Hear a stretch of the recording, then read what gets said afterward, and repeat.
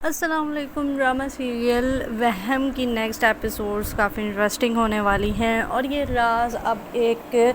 बहुत ही गहरा राज बन चुका है कि फ़रीद के असली माँ बाप कौन है। अब जैसा कि आज की किस्त में ये तो पता चल गया है कि फ़रीद की माँ रुखसाना ही है और कोई और नहीं है, लेकिन नसीम ने घर में जो आग लगाई है उसकी लपेट में सिर्फ फ़रीद और रुखसाना ही नहीं बल्कि जुनैद और ईशल भी आ चुके हैं।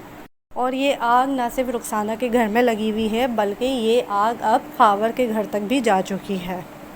तो अब तक जैसे कि यही देखा गया है कि रुखसाना को ख़ावर से चिढ़ है और इसी के साथ साथ ईशल से भी चिढ़ है और वो जितनी भी खार थी ख़ावर से वो ईशल के ज़रिए निकालती रही हैं, ख़ावर के ऊपर भी और ख़ावर की बेटी ईशल के ऊपर भी।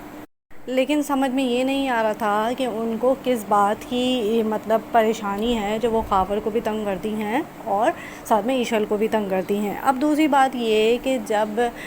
रुखसाना के शौहर यानी कि नसीम के शौहर अनवर का इंतकाल हुआ था तो उस वक्त जब ख़ावर एंटर हुआ था तो उसको ऐसा मतलब उसने ऐसा सोचा था, उसके जहन में ये था कि अब रुखसाना उठेगी और मेरा गिरेबान पकड़ लेगी और खूब झंझोड़ के कहेगी कि ये सब तुम्हारी वजह से हुआ है। तो उस वक्त मुझे शक हुआ था कि कहीं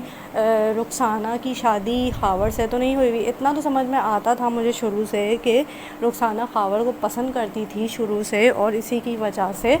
जब ख़ावर ने उससे शादी नहीं की तो वो उस पर बिगड़ गई, उससे नाराज़ हो गई और ये सब उसने बदले के तौर पे किया कि इसकी बेटी को अपने घर में ले लूँगी और उसको फिर तंग करूँगी। तो ज़ाहिर है जब बेटी को तकलीफ़ होगी तो बाप को भी तकलीफ़ होगी। अब एक और सीन पे अगर हम नज़र दौड़ाएंगे तो आपको ये भी देखने को मिला होगा कि रुखसाना की जो सास है उन्होंने कहा था कि ज़रूर तुमने कुछ ऐसा वैसा किया होगा। रुखसाना को कहा था कि तुमने ज़रूर ऐसा कुछ किया होगा जिसकी वजह से अनवर ने तुम्हारी शक्ल भी देखना गवारा नहीं की और तुम्हें डिवोर्स दे दी। अब इस डिवोर्स के पीछे कोई ना कोई ऐसी बात तो ज़रूर है जिसको अनवर को जो है बहुत बुरा लगा है जिसका, और वो इतना मुतनफ़र हो गया था रुखसाना से कि उसने रुखसाना को छोड़ने में ही अपनी भलाई महसूस की। और अनवर का कुछ ऐसा भी सीन था कि वो अपने भाई ख़ावर से भी नहीं मिलता था। तो मैं आपको बताती चलूँ कि रुखसाना की अनवर से शादी होने से पहले ख़ावर से शादी हो चुकी होगी और ये रुखसाना और ख़ावर का ही बेटा होगा फ़रीद। लेकिन फिर किसी वजह से अनवर से शादी हो गई होगी रुखसाना की और फिर ये जो है ये फ़रीद पैदा हुआ होगा उससे पहले। तो रुखसाना और ख़ावर का बेटा होगा फ़रीद। और लेकिन ख़ावर को जैसे कि अमीर होना था तो वो इसलिए रुखसाना को छोड़ देगा और फ़रीद को भी अपनाने से इनकार कर देगा और अब जो उसकी बीवी है वो उससे शादी कर लेगा। रुखसाना फ़रीद को डे केयर में डलवा देगी और उसके बाद ये बदला लेने के लिए अनवर से शादी कर लेगी ताकि वो ख़ावर के ऊपर तलवार की तरह लटकी रहे। शादी के 2 साल बाद जब वो फ़रीद को घर लाएगी और सब कुछ सच्चाई अनवर को पता चल जाएगी तो वो इस सच्चाई को एक्सेप्ट नहीं कर पाएगा और इसको छोड़ के चला जाएगा और फिर वहाँ पे जाके उसने नसीम से शादी कर ली होगी और